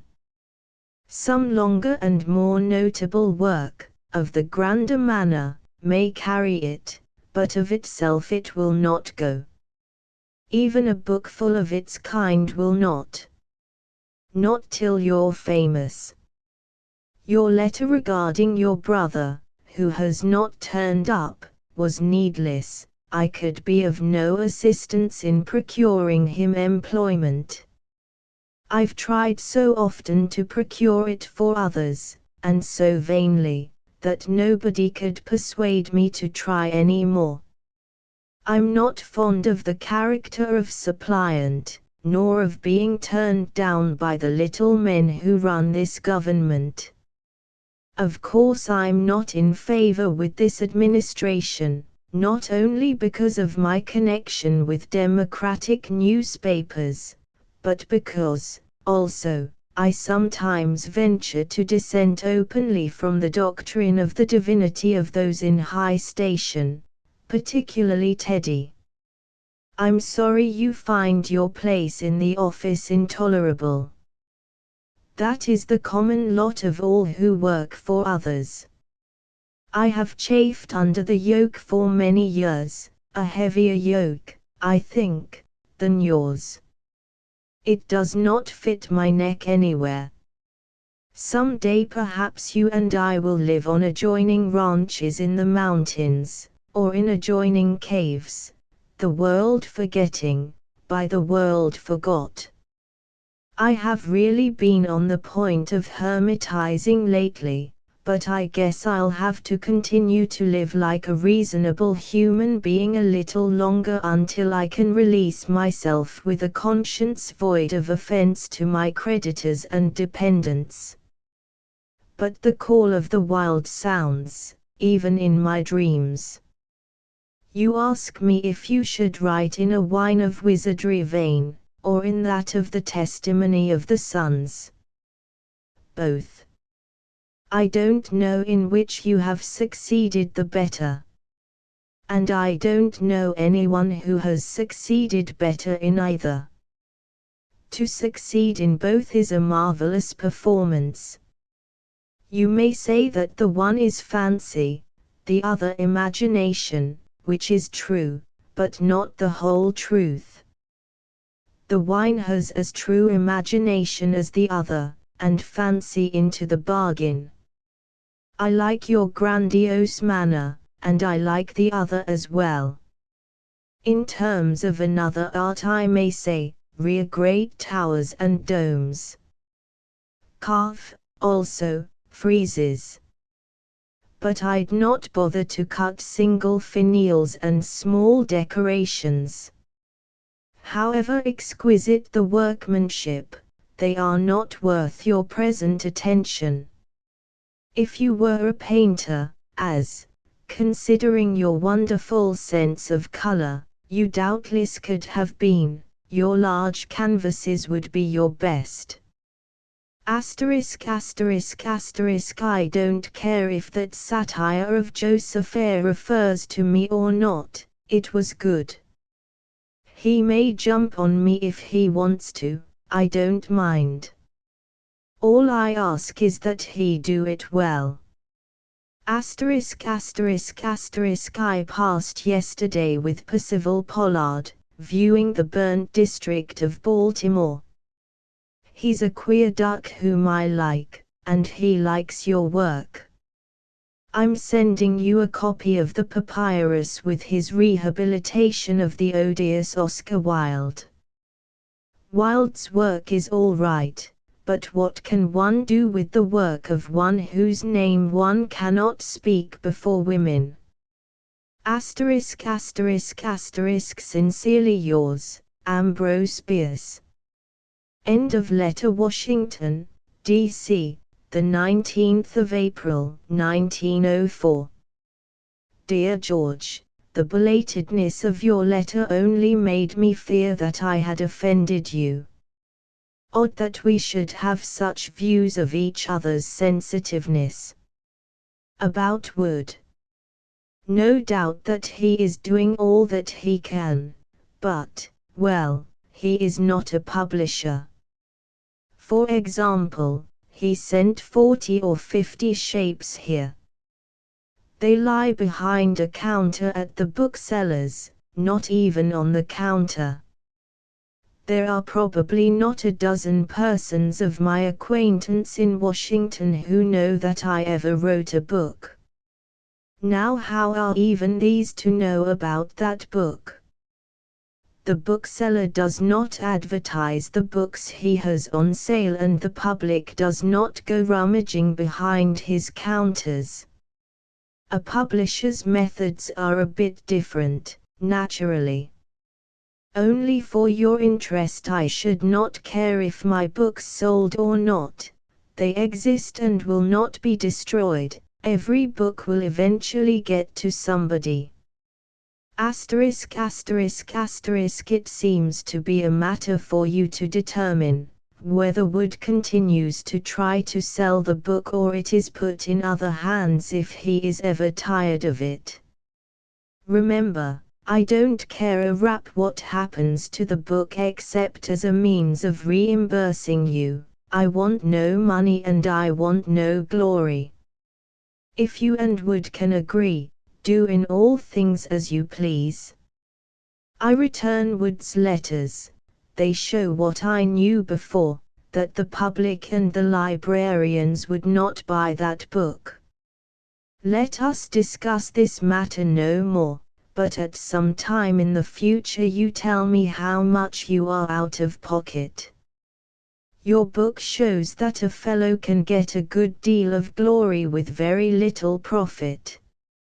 You are now famous, at least on the Pacific coast, but I fancy you are not any forwarder in the matter of wealth than you were before. I too have some reputation, a little wider, as yet, than yours.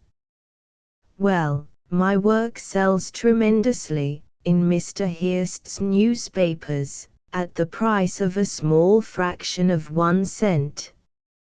Offered by itself, in $1 and $2 lots, it tempts nobody to fall over his own feet in the rush to buy.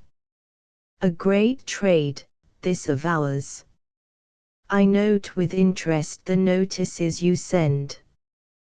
The one by Monahan is amusing with its gabble about your science. To most men, as to him, a mention of the stars suggests astronomy, with its telescopes, spectroscopes and so forth.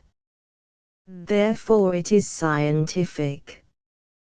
To tell such men that there is nothing of science in your poem would puzzle them greatly. I don't think poor Lang meant to do anything but his best and honestest.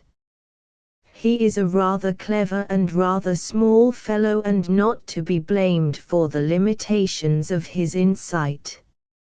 I have repeatedly pointed out in print that it requires genius to discern genius at first hand. Lang has written almost the best, if not quite the best, sonnet in the language, yet he is no genius. Why, of course, why should you not help the poor devil? I used to help him myself, introduced him to the public and labored to instruct him. Then, but it is unspeakable and so is he. He will bite your hand if you feed him, but I think I'd throw a crust to him myself. No, I don't agree with you about Homer, nor stand for your implied view that narrative poetry is not pure poetry. Poetry seems to me to speak with 1,000 voices, a various language. The miners have a saying, gold is where you find it. So is poetry. I'm expecting to find it some fine day in the price list of a grocery store. I fancy you could put it there. As to Gertie, the more you read him, the better you will love Heine. Thank you for a wine of wizardry, amended. It seems to me that the fake dictum of Merlin Sage, I don't quite perceive the necessity of the hyphen, is better than the hackneyed scriptural quotation. It is odd, but my recollection is that it was the sick enchantress who cried unto Betelgeuse a mystic word. Was it not so in the copy that I first had? Or do I think so merely because the cry of one is more lone and awful than the cry of a number? I am still of the belief that the poem should have at least a few breaks in it, for I find myself as well as the public more or less, doubtless, less than the public, indisposed to tackle solid columns of either verse or prose. I told you this poem took away one's breath. Give a fellow, can't you, a chance to recover it now and again. Space to breathe, how short soever. Nevertheless, not my will but thine be done, on earth as it is in San Francisco. Sincerely yours, Ambrose Bierce. End of letter. Washington, D.C. the 11th of May, 1904. Dear George, to begin at the beginning, I shall of course be pleased to meet Joseph Eyre if he come this way, if only to try to solve the problem of what is in a fellow who started so badly and in so short a time was running well, with a prospect of winning a place. Byron, you know, was the same way and Tennyson not so different. Still their start was not so bad as Joseph Eyre's. I freely confess that I thought him a fool. It is one on me. I wonder if a London house would publish Shapes of Clay. Occasionally a little discussion about me breaks out in the London press, blazes up for a little while and goes up in smoke. I enclose some evidences of the latest one, which you may return if you remember to do so. The letter of a deeply disappointed man was one of rollicking humor suggested by some articles of Barr about me and a private intimation from him that I should publish some more books in London.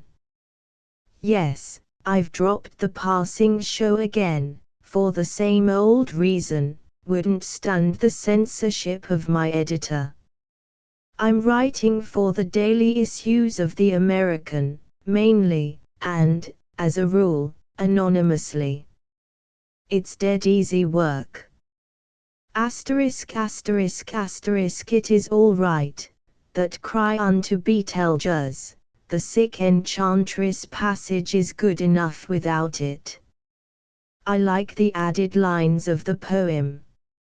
Here's another criticism. The without and within beginning the first and third lines, respectively, seem to be antithetic, when they are not, the latter having the sense of into which I think might, for clearness, be substituted for it without a displeasing break of the meter, a trochee for an iambus. Why should I not try the Atlantic with this poem, if you have not already done so?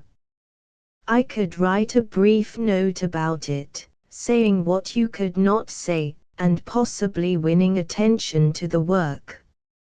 If you say so, I will. It is impossible to imagine a magazine editor rejecting that amazing poem. I have read it at least 20 times with ever-increasing admiration.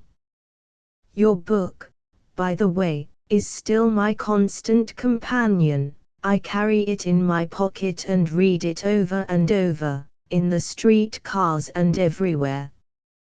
All the poems are good, though the Testimony and Memorial Day are supreme, the one in grandeur, the other in feeling. I send you a criticism in a manuscript letter from a friend who complains of your obscurity as many have the candor to do. It requires candor to do that, for the fault is in the critic's understanding.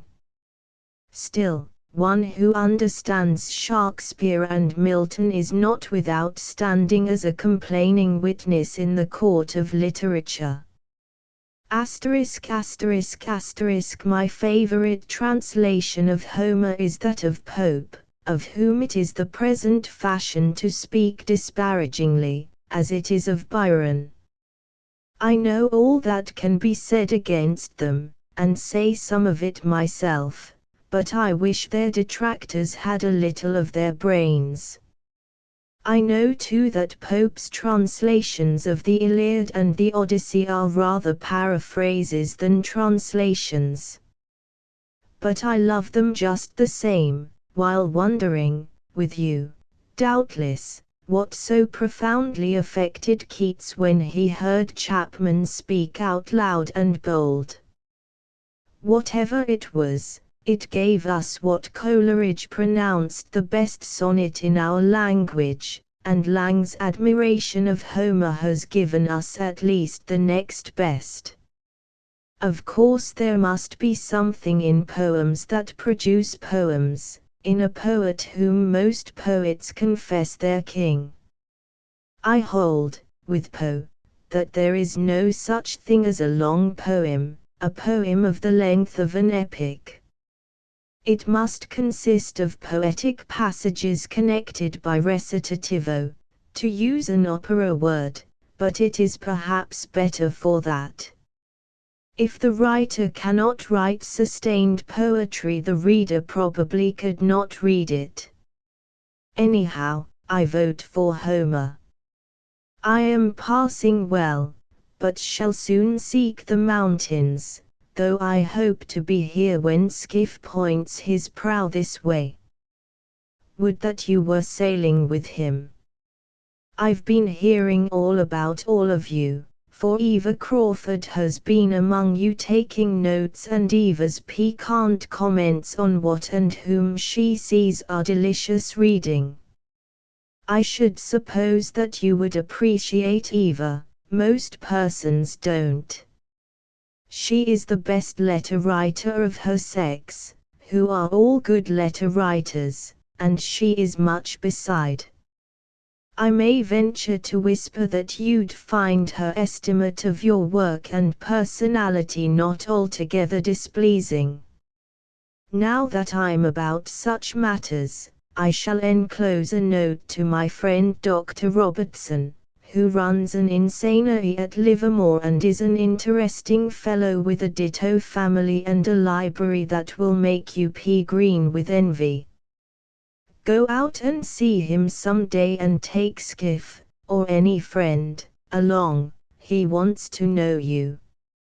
You won't mind the facts that he thinks all poetry the secretion of a diseased brain, and that the only reason he doesn't think all brains, except his own, diseased is the circumstance that not all secrete poetry. Seriously, he is a good fellow and full of various knowledge that most of us wot not of. Sincerely yours, Ambrose Bierce. End of letter. Washington, D.C., the 14th of June, 1904. My dear George, I have a letter from who is in St. Louis, to which his progress has been more leisurely than I liked, considering that I am remaining away from my mountains only to meet him. However, he intimates an intention to come in a week. I wish you were with him. I am sending the W of W to Scribner's, as you suggest, and if it is not taken shall try the other mags in the order of your preference. But it's funny that you should prefer the popular magazines and wish the work illustrated.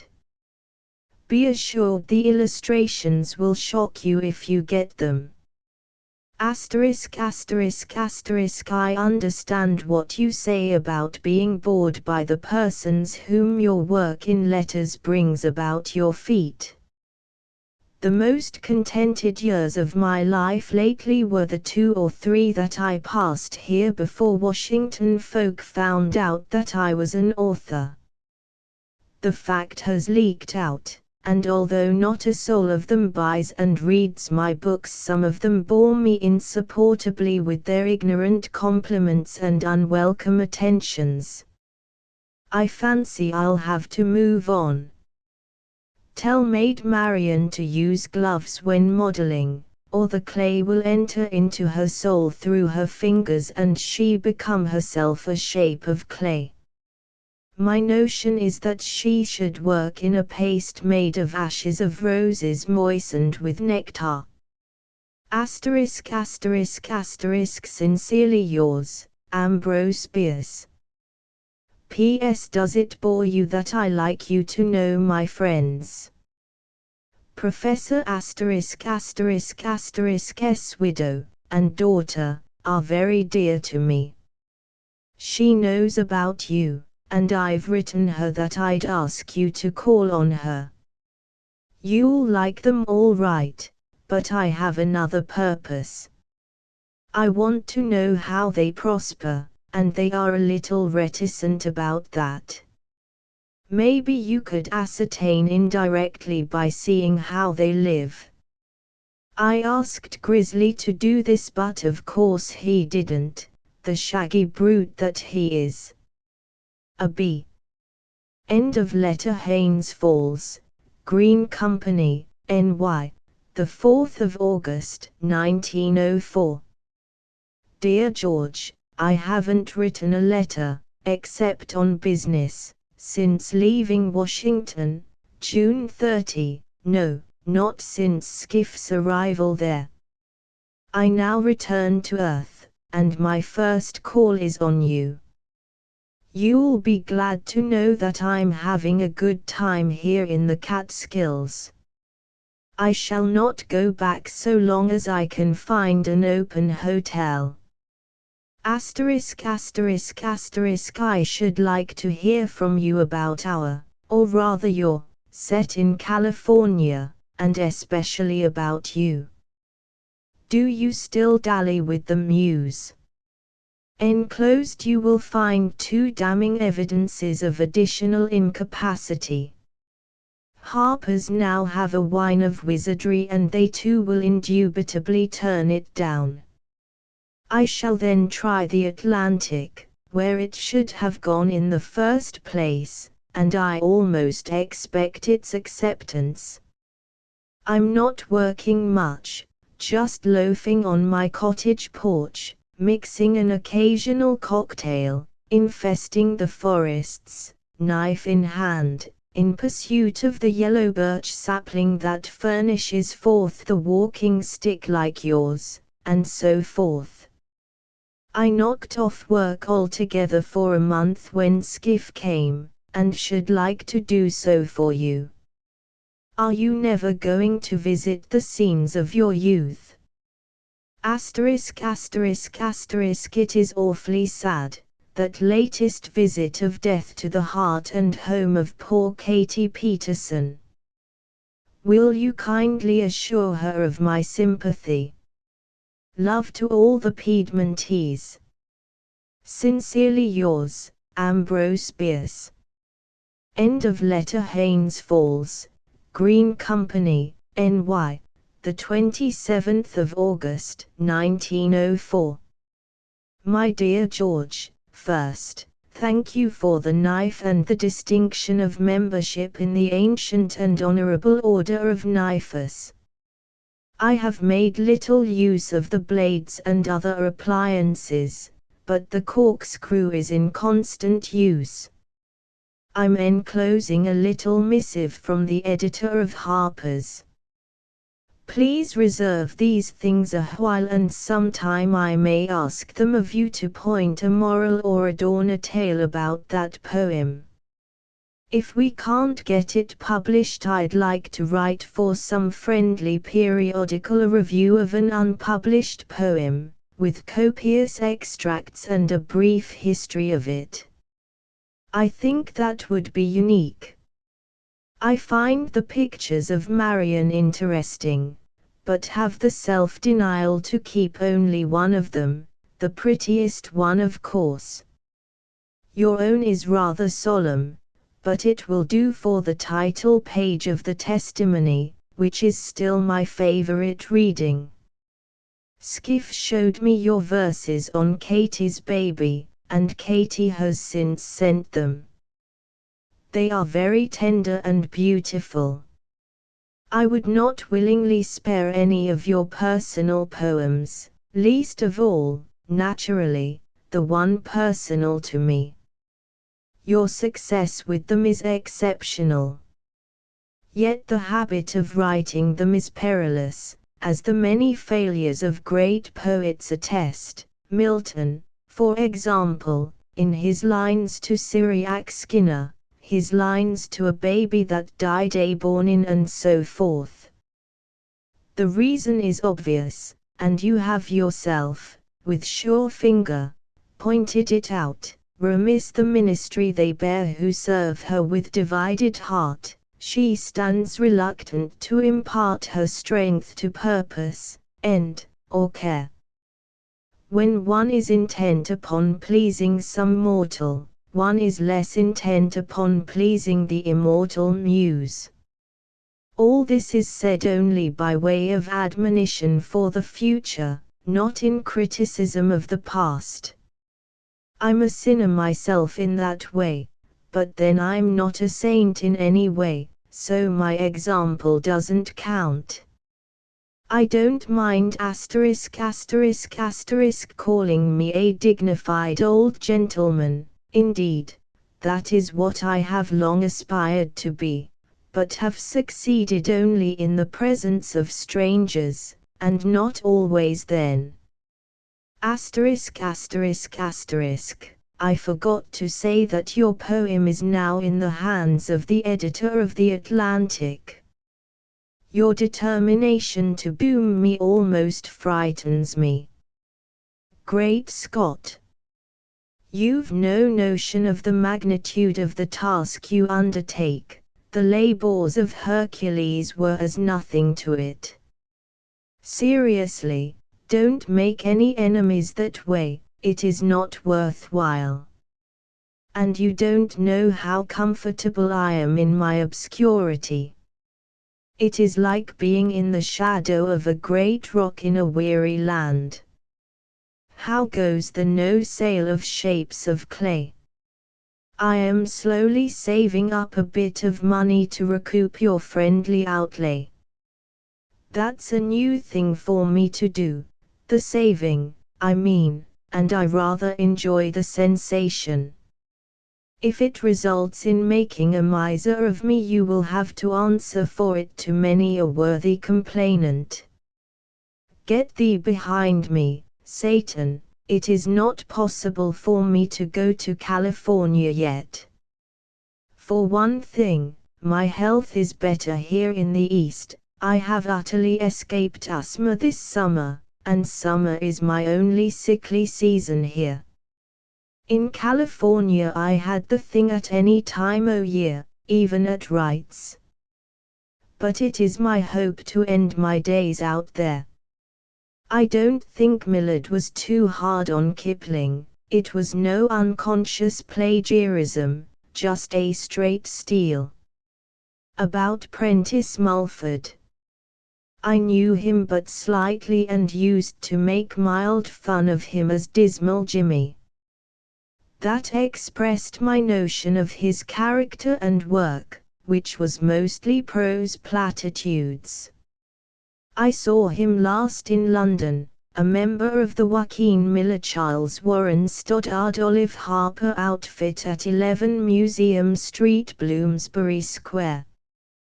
He married there a fool girl named Josie, forget her other name, with whom I think he lived a while in hell, then freed himself, and some years afterward returned to this country and was found dead one morning in a boat at Sag Harbor. Peace to the soul of him. No, he was not a faker, but a conscientious fellow who mistook his vocation. My friends have returned to Washington, but I expect to remain here a few weeks yet, infesting the woods, devastating the mountain larders, supervising the sunsets and guiding the stars in their courses. Then to New York, and finally to Washington. Please get busy with that fame o' yours so as to have the wealth to come and help me loaf. I hope you don't mind the typewriter, I don't. Convey my love to all the sweet ladies of your entourage and make my compliments also to the gang. Sincerely yours, Ambrose Bierce. End of letter. Washington, the 5th of October, 1904. Dear George, your latest was dated the 10th of September. I got it while alone in the mountains, but since then I have been in New York City and at West Point and here. New York is too strenuous for me, it gets on my nerves. Asterisk asterisk asterisk please don't persuade me to come to California, I mean don't try to, for I can't, and it hurts a little to say nay. There's a big bit of my heart there, but, oh never mind the reasons, some of them would not look well on paper. One of them I don't mind telling, I would not live in a state under union labor rule. There is still one place where the honest American laboring man is not permitted to cut throats and strip bodies of women at his own sweet will. That is the District of Columbia. I am anxious to read Lilith. Please complete it. I have another note of rejection for you. It is from asterisk asterisk asterisk. Knowing that you will not bank on what he says about the Metropolitan, I enclose it. I've acted on his advising and sent the poem. It is about time for it to come back. Then I shall try the other magazines until the list is exhausted. Did I return your Jinx verses? I know I read them and meant to send them back. But my correspondence and my papers are in such hopeless disorder that I'm all at sea on these matters. For aught I know I may have elaborately answered the letter that I think myself to be answering now. I liked the verses very temperately, not madly. Of course you are right about the magazine editors not knowing poetry when they see it. But who does? I have not known more than a half-dozen persons in America that did, and none of them edited a magazine. Asterisk asterisk asterisk no, I did not write the Urus Agricola Acetes stuff though it was written for me and, I believe, at my suggestion. The author was Jimmy Bowman, of whose death I wrote a sonnet which is in Black Beetles. He and I used to have a lot of fun devising literary mischiefs, fighting sham battles with each other and so forth. He was a clever chap and a good judge of whiskey. Yes, in the Cynic's dictionary I did jump from A to M. I had previously done the stuff in various papers as far as M, then lost the beginning. So in resuming I redid that part, quite differently, of course, in order to have the thing complete if I should want to make a book of it. I guess the Examiner isn't running much of it, nor much of anything of mine. Asterisk asterisk asterisk I like your love of Keats and the early Coleridge. Sincerely yours, Ambrose Bierce. End of letter. The NY American Office, Washington, D.C., the 12th of October, 1904. My dear Davis, the bad eminence of turning down Sterling's great poem is one that you will have to share with some of your esteemed fellow magazinists, for examples, the editors of The Atlantic, Harper's, Scribner's, The Century, and now the Metropolitan, all of the elite. All of these gentlemen, I believe, profess, as you do not, to know literature when they see it, and to deal in it. Well, I profess to deal in it in a small way, and if Sterling will let me I propose some day to ask judgment between them and me. Even you ask for literature, if my stories are literature, as you are good enough to imply. By the way, all the leading publishers of the country turned down that book until they saw it published without them by a merchant in San Francisco and another sort of publishers in London, Leipzig and Paris. Well, you wouldn't do a thing to one of my stories. No, thank you, If I have to write rot, I prefer to do it for the newspapers, which make no false pretenses and are frankly rotten, and in which the badness of a bad thing escapes detection or is forgotten as soon as it is cold. I know how to write a story, of the happy ending sort, for magazine readers for whom literature is too good, but I will not do so so long as stealing is more honorable and interesting. I've offered you the best stuff to be had, Sterling's poem, and the best that I am able to make, and now you must excuse me. I do not doubt that you really think that you would take the kind of fiction that made Soldiers and Civilians the most readable book of its kind in this country, and it is nice of you to put it that way, but neither do I doubt that you would find the story sent a different kind of fiction and, like the satire which you return to me, out of the question. An editor who has a preformed opinion of the kind of stuff that he is going to get will always be disappointed with the stuff that he does get. I know this from my early experience as an editor, before I learned that what I needed was, not any particular kind of stuff, but just the stuff of a particular kind of writer.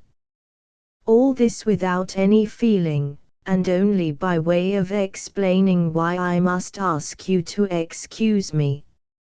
Sincerely yours, Ambrose Bierce.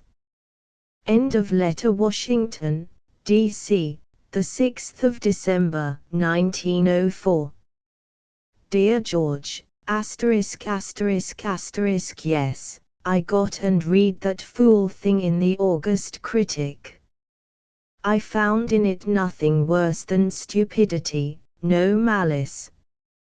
Doubtless you have not sounded the deeper deeps of stupidity in critics, and so are driven to other motives to explain their unearthly errors. I know from my own experience of long ago how hard it is to accept abominable criticism, obviously, to the criticee, unfair, without attributing a personal mean motive, but the attribution is nearly always erroneous, even in the case of a writer with so many personal enemies as I. You will do well to avoid that weakness of the TO. ***** has the infirmity in an apparently chronic form. Poets, by reason of the sensibilities that make them poets, are peculiarly liable to it. I can't see any evidence that the poor devil of the critic knew better. The wine of wizardry is at present at the booklovers. It should have come back ere this, but don't you draw any happy augury from that. I'm sure they'll turn it down, and am damning them in advance. I had a postal from ***** a few days ago. He was in Paris. I've written him only once, explaining by drawing his attention to the fact that one's reluctance to write a letter increases in the ratio of the square of the distance it has to go. I don't know why that is so, but it is, at least in my case. Yes, I'm in perfect health, barring a bit of insomnia at times, and enjoy life as much as I ever did, except when in love and the love prospering, that is to say, when it was new. Sincerely yours, Ambrose Bierce. End of letter. Washington, D.C., the 8th of December, 1904. Dear George, this is the worst yet. This jobber Nowell seems to think the wine of wizardry a story. It should arrive and be dramatic, the denouement being, I suppose, a particularly exciting example of the happy ending. My dear fellow, I'm positively ashamed to throw your pearls before any more of these swine, and I humbly ask your pardon for having done it at all. I guess the wine will have to await the publication of your next book. But I'd like to keep this fellow's note if you will kindly let me have it. Sometime, when the poem is published, I shall paste it into a little scrapbook, with all the notes of rejection, and then if I know a man or two capable of appreciating the humor of the thing I can make merry over it with them. Sincerely yours, Ambrose Bierce. End of letter. The Army and Navy Club, Washington, D.C., my permanent address, the 18th of February, 1905. Dear George, it's a long time since the date of your latest letter, but I've been doing two men's work for many weeks and have actually not found the leisure to write to my friends. As it is the first time that I've worked really hard for several years, I ought not to complain, and don't. But I hope it will end with this session of Congress. I think I did not thank you for the additional copies of your new book, the new edition. I wish it contained the new poem, A Wine of Wizardry. I've given up trying to get it into anything. I related my failure to Mackay, of Success, and he asked to be permitted to see it. No, I replied, you too would probably turn it down, and I will take no chances of losing the respect that I have for you. And I'd not show it to him. He declared his intention of getting it, though, which was just what I wanted him to do. But I dare say he didn't. Yes, you sent me the Sea Wolf. My opinion of it. Certainly, or a part of it. It is a most disagreeable book, as a whole. London has a pretty bad style and no sense of proportion. The story is a perfect welter of disagreeable incidents.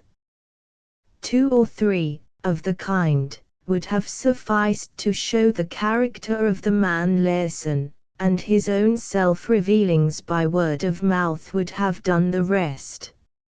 Many of these incidents, too, are impossible, such as that of a man mounting a ladder with a dozen other men, more or less, hanging to his leg, and the hero's work of rigging a wreck and getting it off a beach where it had stuck for weeks, and so forth. The love element, with its absurd suppressions and impossible proprieties, is awful.